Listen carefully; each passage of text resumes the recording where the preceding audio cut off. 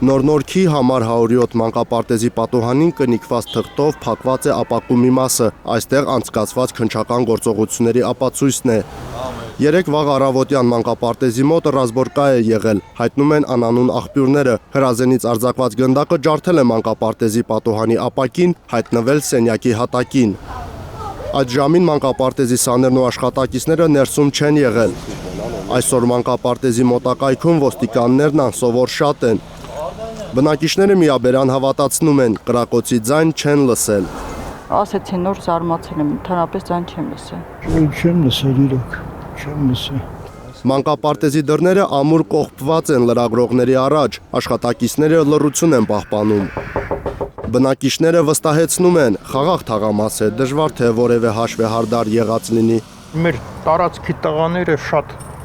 բարեհամբույր։ Ես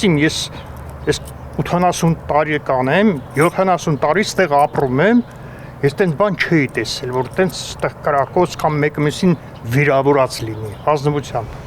Այնուամենայնիվ քննչական կոմիտեն քրեական վարույթ է նախաձեռնել խուլիգանության ու հրազենի ռազմամթերքի եւ այլ նյութերի ապօրինի շրջանառության հոդվածներով ձերբակալված չկա։ Հայկ Ավանեսյան, Միլենա Պողոսյան, Հայլուրի համար։ Հայաստանում եւ աշխարհում տեղի ունեցող իրադարձությունների մասին առաջին իմանալու համար բաժանորդագրվեք մեր ալիքին, սեղմեք զանգակը, որ բաց չթողնեք ամենահրատապը, ամենակարևորն ու հետաքրքիրը։